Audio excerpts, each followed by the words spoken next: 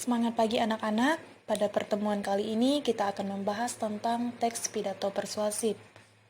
Pidato persuasif merupakan seni mengungkapkan pendapat secara jelas dan logis berupa pesan, arahan, atau bujukan yang disampaikan oleh pembicara kepada audiensi di depan umum. Pidato persuasif merupakan bagian dari teks eksposisi. Ada 3 tipe teks eksposisi. Yang pertama, eksposisi yang dapat mengubah sikap atau pandangan orang tentang sesuatu.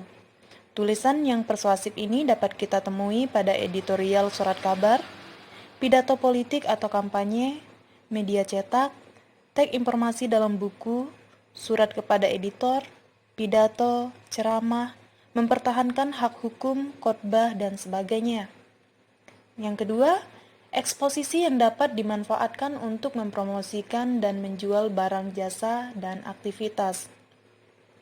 Misalnya, penggunaan bahasa persuasif pada iklan dan poster, slogan yang memikat, contoh, 10 langkah memiliki tubuh indah. Yang ketiga, eksposisi yang dapat digunakan untuk membela suatu kasus.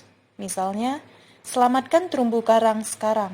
Teks eksposisi memiliki suatu sudut pandang yang didukung oleh argumen logis dan bukti.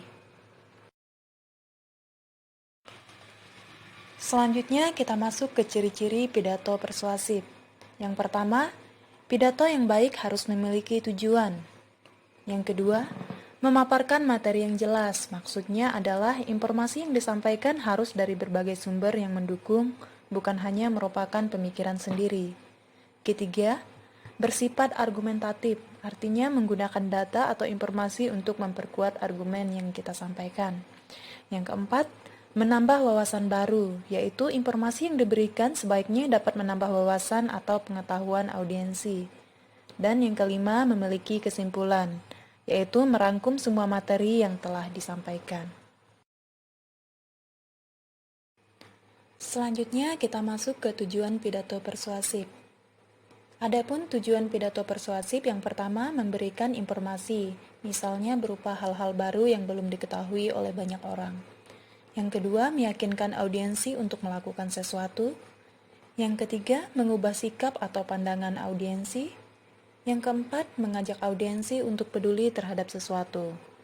Untuk meyakinkan audiensi, pembicara harus mampu memberikan kesan yang baik sehingga audiensi tertarik untuk melakukan sesuatu. Selanjutnya kita akan masuk ke pembahasan persiapan menulis. Apa saja yang perlu dipersiapkan sebelum memulai tulisan? Berikut adalah hal-hal yang perlu kamu persiapkan. Yang pertama, pelajari topik. Kita harus mengetahui topik yang akan disampaikan dalam pidato. Hal ini sangat penting. Jika kamu tidak terlalu paham tentang topik, lakukan kajian dan belajarlah sebanyak mungkin hal-hal yang berkaitan dengan topik tersebut.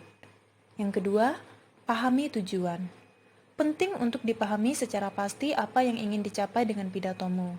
Dengan demikian akan mudah merajut isi pidatomu agar sesuai dengan tujuan.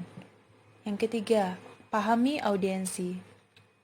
Memahami audiensi dalam hal pandangannya dan pengetahuan mereka tentang topik sangat penting. Ini juga akan mempengaruhi isi pidatomu. Audiensi yang sedikit mengetahui tentang topik memerlukan latar belakang informasi topik dan bahasa yang lebih sederhana.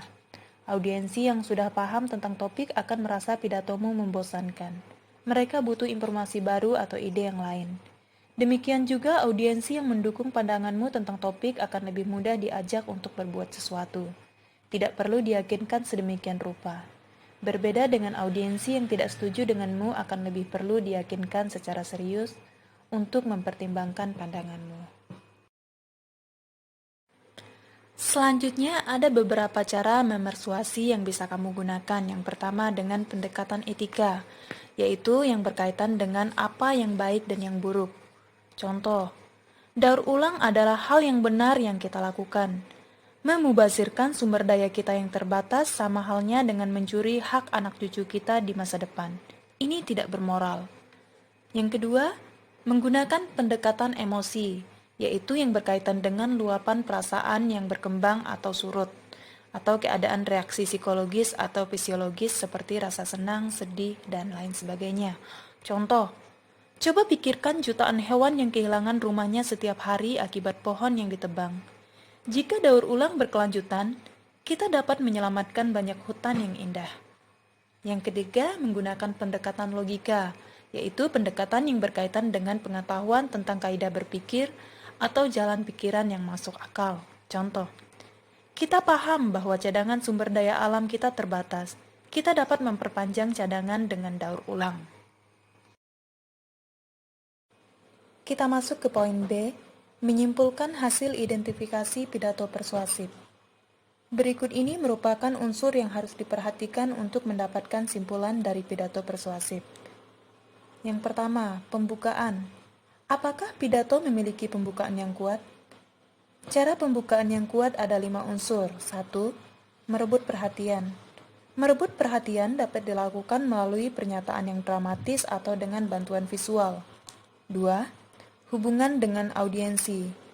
Hubungan dengan audiensi dapat ditunjukkan melalui kesamaan dan empati kepada audiensi. Ketiga, kelayakan.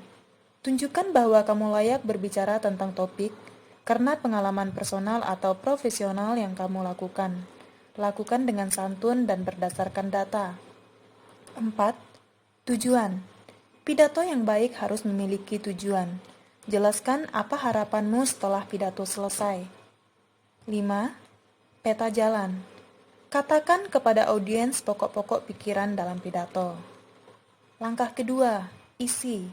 Isi pidato sebaiknya berisi pokok pikiran yang disertai alasan meyakinkan untuk mendukung pandanganmu. Susun secara logis, gunakan sumber terpercaya, contoh yang logis dan dikenal audiens. Dan langkah yang ketiga adalah penutup.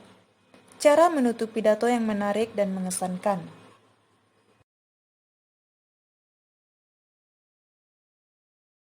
Terima kasih, sampai bertemu di materi selanjutnya.